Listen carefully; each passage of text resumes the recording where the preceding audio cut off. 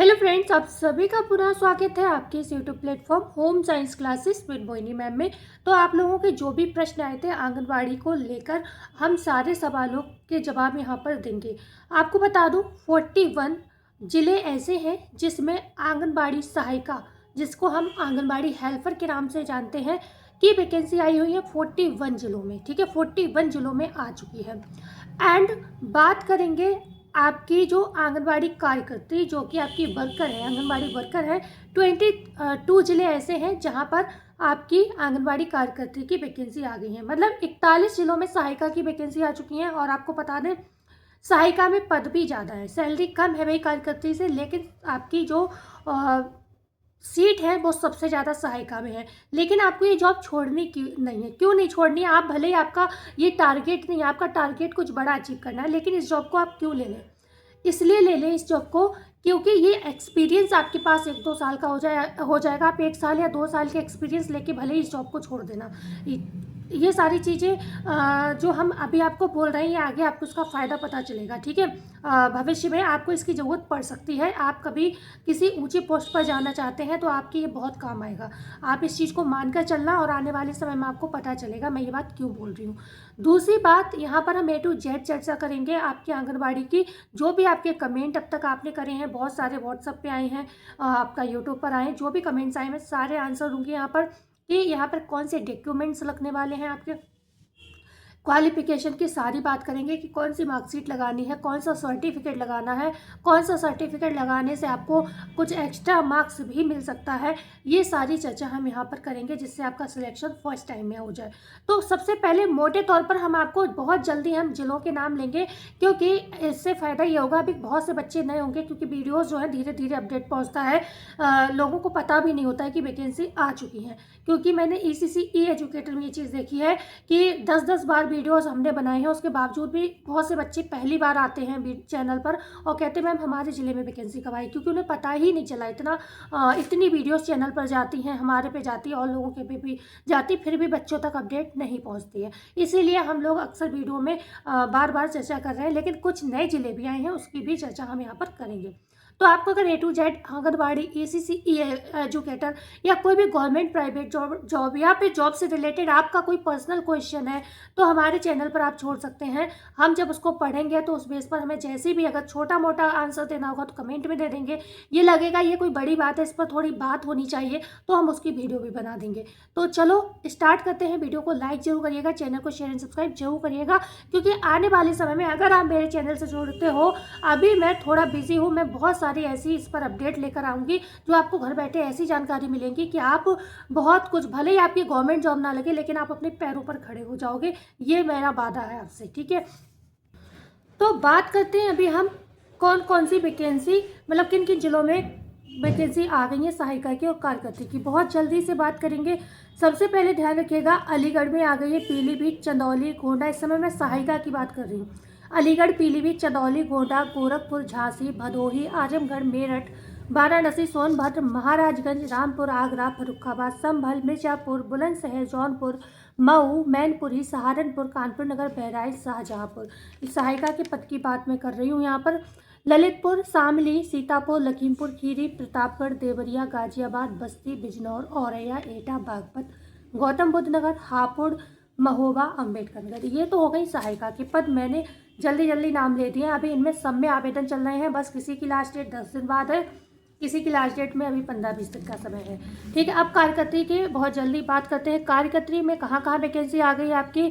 चित्रकूट, मऊ, बरेली, आगरा, बुलंदशहर, संभल, बलरामपुर, चंदौली, अम्बेडकर नगर, गौतम बुद्ध नगर, महोबा, गाजियाबाद, लखीमपुर खीरी, सीतापुर, बागपत, देवरिया, गोंडा, औरैया, सिद्धार्थनगर, ललितपुर, अमरोहा, हापुड़। इतने जिलों में सबसे पहले हापुड़ में आई थी, और अभी चित्रकूट, मऊ, बरेली, 3 जिले ऐसे हैं जहां पर कार्यकर्त्री की वैकेंसी अभी कल ही आई है। ये वैकेंसी परसों, ठीक है, परसों शाम तक आई थी, कल वीडियो नहीं बनाई थी इसकी मैंने। अब आप लोग आवेदन कर सकते हैं। ठीक है, अब बात आती है कि आवेदन में जो है हम कहाँ अप्लाई कर सकते हैं। क्या अपने ही ज़िले में कर सकते हैं या कहीं और भी कर सकते हैं? तो बिल्कुल भी नहीं। आप इसमें यही है, देखो ECC एजुकेटर में आप किसी भी ज़िले में फॉर्म भर सकते हो। ठीक है, वो भी आपकी इन्हीं स्कूल की वैकेंसी है, आंगनबाड़ी की ही है, लेकिन सबके काम अलग अलग हैं। ठीक है, लेकिन इसमें ऐसा नहीं है, इसमें आप अपने ही वार्ड, अपने ही ब्लॉक में फॉर्म भर सकते हैं आप, अन्यथा कहीं भी फॉर्म नहीं भर सकते हैं। ठीक है, जिले की सीट कहाँ देखें, अभी मात्र 3 जो जिलों में कार्यकर्ता की पोस्ट आई हैं, अभी जो हमने चर्चा की थी, बरेली, चित्रकूट और मऊ, बस ये 3 जिले की मैंने सीट नहीं बताई हैं। अपनी हर वीडियो में मैंने हर जिले की बताई है कि किसके जिले में, उसके गांव में कितनी सीट है। आप वीडियो देखिए तो पूरा जाके, आपको जरूरत ही नहीं कहीं देखने की। ठीक है, ऊपर से बात आती है कि भाई डॉक्यूमेंट्स कौन सा लगाएं, 12th मांगा है तो क्या 12th ही लगाएं या फिर 10th से लगाएं। तो आपको डॉक्यूमेंट देखो, 10th हमारे जीवन की फर्स्ट स्टेज होती है जो हर जगह काउंट होती है, इसलिए हम कहते हैं 10th से प्रेशर रहता है कि रिजल्ट अच्छा होना चाहिए। तो आपका 12th आपकी क्वालिफिकेशन है कि कम से कम आपका 12th तो होना ही चाहिए अगर आप इसमें फॉर्म आवेदन करना चाहते हैं तो। लेकिन आपको अप्लाई करते समय 10th का डॉक्यूमेंट्स लगाना है, 10th लगाना है, 12th लगाना है। इसके बाद भी लगाने से कोई फ़ायदा है क्या? बिल्कुल। इसके बाद आपके पास पीजी है, मतलब सॉरी 12th के बाद तो ग्रेजुएट आता है, तो ग्रेजुएट भी लगाइएगा अगर आपके पास है तो। पीजी पोस्ट ग्रेजुएशन है अगर आपके पास तो वो भी लगाइए। ठीक है, वो भी लगाइए। अब बात आती है कि क्या बीएड लगा सकते हैं, बीटीसी लगा सकते हैं, इसके अलावा बहुत सारे हेल्थ डिपार्टमेंट हो गए या कोई भी डिपार्टमेंट में बहुत सारे, जैसे कि एएनएम का कोर्स करते हैं, जीएनएम का कोर्स करते हैं, तो क्या इतने सारे कोर्स लगाएं, कोई फ़ायदा है आपका? देखो, मैंने डॉक्यूमेंट जो पढ़ा था उसमें ये था कि कम से कम योग्यता आपके पास 12th होनी चाहिए, अधिक से अधिक जो काउंट होगी वो आपकी पीजी काउंट होगी। ठीक है ना, बीए और पीजी। तो मेरे हिसाब से पीजी, अब जैसे किसी व्यक्ति ने मान लो बीए करके बीएड कर लिया हो सकता है उसने पीजी ना किया हो, तो इस कंडीशन में आप डॉक्यूमेंट्स का ऑप्शन है अगर आपके पास तो आप लगा सारे दीजिए। ठीक है, लेकिन मैंने जो प्रिंट पढ़ा था वो भी मतलब कोई ऐसा फेक नहीं था, वो भी किसी ज़िले की वैकेंसी ही मैं आपको बता रही थी, तो उसका नोटिस मैंने पूरा पढ़ा था। तो उसमें आपकी ये दी थी कि अधिकतम योग्यता आपकी एमए काउंट होगी। अब ये नहीं किसी ने कि पीएचडी कर रखा है, किसी ने कुछ कर रखा है तो उसके सारे नंबर जुड़ेंगे, नहीं, ऐसे में तो फिर ऐसा नहीं है। लेकिन मुझे ये लग रहा है कि मान लो बीए है किसी के पास, क्योंकि हर चीज़ तो नोटिफिकेशन क्लियर नहीं होती है, कुछ चीज़ें डाउट में रहती हैं। जैसे कि अभी मैं जिस क्वेश्चन की बात कर रही हूँ कि मांगा, उसमें यही लिखा था कि 12th कम से कम, अधिक से अधिक आप कौन सी परास्नातक, परास्नातक का मतलब पीजी पोस्ट ग्रेजुएशन एमए हो गया। ठीक है, जो भी कर रखा हो एमए एमएससी वो लोग। ठीक है, तो मेरे कहने का मतलब यहाँ पर यह है कि अगर आपको कोई बाध्यता नहीं है, जैसे कि कोई ऑप्शन, ऐसा ऑप्शन आ रहा है कि इसको आप भर ही नहीं सकते, तब तो आपकी मजबूरी है। ठीक है, नहीं तो कोई ऐसी बाध्यता तो है नहीं, आप सारे जो डॉक्यूमेंट्स आपके पास एक्स्ट्रा है वो लगा दीजिए। अगर वो एक्सेप्ट करे तो लगा दीजिए, अगर नहीं एक्सेप्ट कर रहा है फॉर्म कि भाई ये हटाने को कह रहा है आपसे, तो आप उसको हटा दीजिए, उसको मत लगाइए। ठीक है, क्योंकि अधिकतम योग्यता परास्नातक ही मांगी गई थी, इसके अलावा उसमें और कुछ लिखा था नहीं। तो मैंने अपना जो पढ़ा बिल्कुल मैं डॉक्यूमेंट्स के बेस पर ही बता रही हूँ। तो आपकी अधिकतम योग्यता परास्नातक पीजी ही काउंट की जाएगी मेरे हिसाब से। उसके बाद आपने कितनी भी डिग्री ले रखी हो वो हमारे हिसाब से इसमें मान्य नहीं होगी। लेकिन आप लगा दीजिए, अगर एक्स्ट्रा होगा, पहली बात तो वो खुद ही नहीं मांगेगा, उतना ही मांगेगा जितना मांगा गया है। ठीक है, ऑप्शन ही नहीं होगा आपके पास, जब आप फॉर्म भरेंगे तो आप खुद ही देख लेना इस चीज़ को। ठीक है, अब बात आती है इसके अलावा कौन सा फॉर्म। देखो, जाति कभी भी किसी व्यक्ति की चेंज होती नहीं। आज अगर मैं ठाकुर हूँ तो मैं ठाकुर ही रहूँगी, आप ब्राह्मण है तो आप ब्राह्मण रहेंगे, अगर आप कोई अदर कास्ट है तो आप वही रहेंगे, चेंज नहीं होती। चाहे पिता से मिलती है वो जाति वही मानी जाती, बेशक आप शादी किसी भी उसमें हो जाओ, क्योंकि ज़्यादातर क्या है, अब हिंदू हिंदुओं में ही शादी करता है। ठीक है ना, मुस्लिम मुस्लिम में ही शादी करता है ज़्यादातर, तो यही अब तक आ रहा है निकल के। ठीक है, बकाया तो अब चीज़ें पढ़ लिख गए वो बात अलग है, तो हम उस चीज़ में कोई वाद विवाद यहाँ पर नहीं कर रहे हैं, हम एक मोटे तौर पर आपको जानकारी दे रहे हैं। तो आपकी जाति का कास्ट सर्टिफिकेट तो पिता का ही लगता है, वही लगेगा। बात आती है निवास किसका लगेगा। निवास, आपकी शादी होकर अगर आप कहीं चले गए हो तो आप वही निवास लगाइए, क्योंकि जॉब आपको वहीं करनी है। ठीक है, तो आप मतलब फॉर्म भी वहीं से भरेंगे जहाँ आपकी शादी हुई है। ठीक है, सर्टिफिकेट कौन सा लगाना है, देखो ये कंडीशन होती है। मान लो अब आप में से कोई ऐसी महिला वीडियो देख रही है जो विडो है, किसी भी रीजन से, कोविड में लोगों के हस्बैंड कम एज में चले गए, कोई भी रीजन हो सकता है, तो अगर हस्बैंड नहीं है किसी का तो उसके लिए अपना जो है विडो सर्टिफिकेट, मतलब विधवा सर्टिफिकेट, विधवा प्रमाण पत्र बनवाना होगा। ठीक है, इसके अलावा किसी का तलाक हो गया किसी भी रीजन से, ठीक है, त्याग दिया है उसके हस्बैंड ने, तो उसका वो सर्टिफिकेट सर्टिफाइड होना चाहिए कि हाँ ये चीज़ इसके साथ हुई है। ठीक है, ये घटना इसके साथ हो चुकी है, क्योंकि आजकल फ्रॉड भी चल रहा है, लोग जॉब पाने के लिए गलत भी लगा देते हैं, तो उसके साथ उसका पूरा जो है आपका तहसील वगैरह से प्रमाणित होना चाहिए कि हाँ ये चीज़ इसके साथ हो चुकी है, तो इसका सर्टिफिकेट आपका बनेगा, आप तहसील से, कचहरी से, कहीं ना कहीं से बनवा लेंगे। ठीक है, कोई दिव्यांग है आपसे तो दिव्यांग सर्टिफिकेट आपका लगेगा, आपके ऑप्शन तो और भी बढ़ जाते हैं, आपको तो मिल ही जाएगी से मतलब जॉब। अगर आपके साथ कोई ऐसा इशू है, ठीक है, फिजिकल कोई भी प्रॉब्लम है, तो आपको ये जॉब मिल जाएगी। पर आपको सर्टिफिकेट आपको भी लगाना होगा, वही तहसील कचहरी वगैरह से वो भी बनेगा, ठीक है। वर्किंग एक्सपीरियंस की बात आती है, अगर आपके पास कोई वर्किंग एक्सपीरियंस है तो इस कंडीशन में आप उसको छोड़िएगा नहीं, वो लगाइए, उससे चांसेस बढ़ जाएंगे आपके इस जॉब के लिए, ठीक है। अब मैं ये कहना चाहूँगी, बहुत से बच्चे हैं जो इसके सपने नहीं देखते क्योंकि इसमें सैलरी कम है।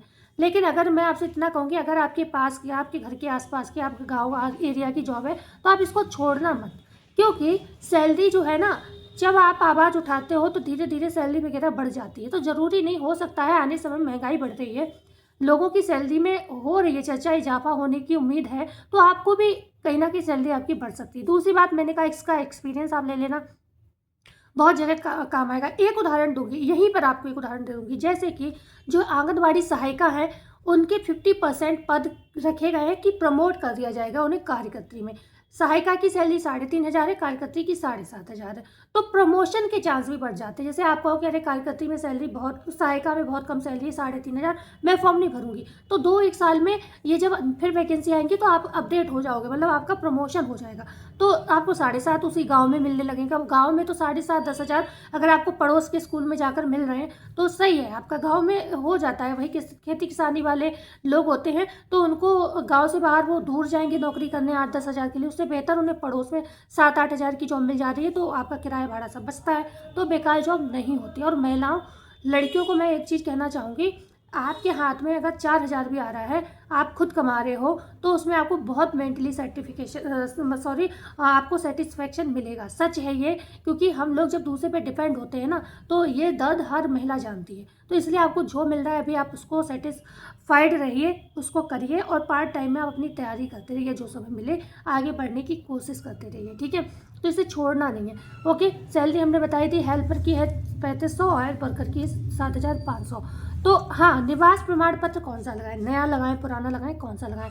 तो निवास प्रमाण पत्र आपने अगर कोई बनवा रखा है आपका पुराना, और आप कहीं और सेटल हो गए तो हैं और आप वहीं का लगाना चाहते हैं, तो वो तो बनवाना ही पड़ेगा आपको। नहीं तो आप उसी को अपडेट करा लो। अपडेट मतलब उसे बोलते हैं रिन्यूअल कराना। रिन्यूअल आप जो भी ऑथराइज्ड कोई कैफ़े हो वहाँ जाकर उनको बोलेंगे, या तहसील वगैरह पे जहाँ से आपका निवास बना होगा वहाँ आप दिखा देंगे, उनसे कहना भैया इसको रिन्यूअल कराना है, वो आपका जो है निवास प्रमाण जो है रिन्यूअल कर देंगे, ठीक है। तो आपको नया ही मतलब 3 साल के अंदर का होना चाहिए, अपडेटेड होना चाहिए।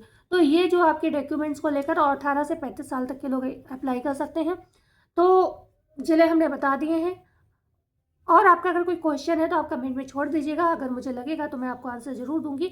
एंड मिलते हैं नई वीडियो में नई जानकारी के साथ, जब तक के लिए धन्यवाद। जाते जाते वीडियो को लाइक शेयर सब्सक्राइब जरूर करिएगा।